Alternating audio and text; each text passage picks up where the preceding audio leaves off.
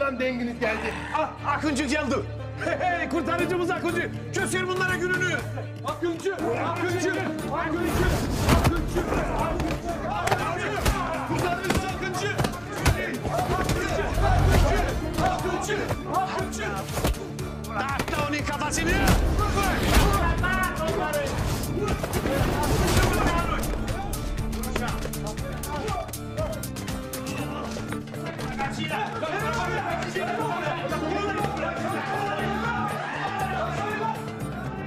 Oğlum peşimizden ninjalar koşuyor lan. Artık nasıl bir ahaldıysak. Murat komiserim burada. Murat komiserim yardım et.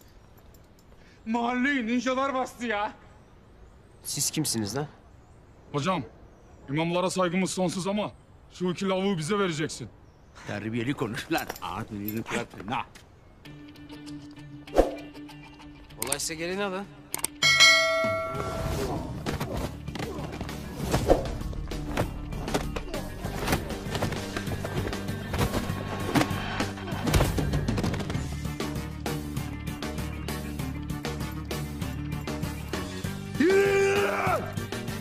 Ay! Neyse. Sakinim. Ne işiniz var oğlum sizin bu ninjalarla? Bizim bir işimiz yok ya. Kara giymişler. Kara Kemal'i arıyorlar. Ulan Kemal.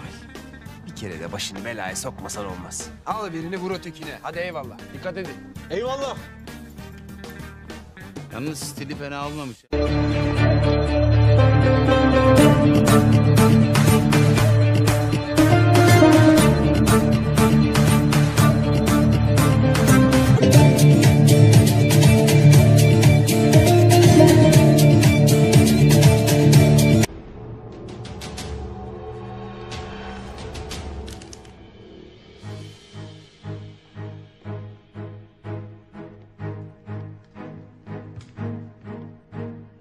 Bırakın lan babamı. Oo tamam dur. Sucuklu yumurta yaptım, ikram edeyim mi?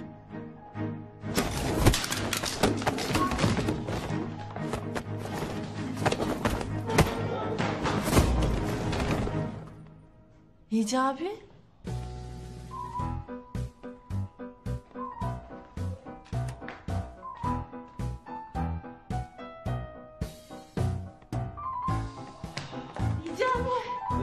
Tamam Gizemciğim. Gizem tamam, korkma. Allah'ın izniyle hepsi etkisiz hale getirildi.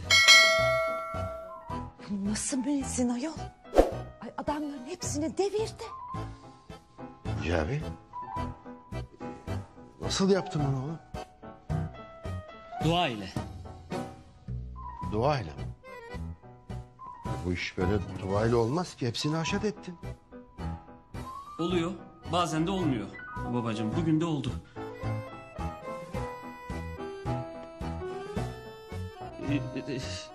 Siz rahatsız olmayın, buyurun babacığım da ben şu ortalığı bir temizleyeyim.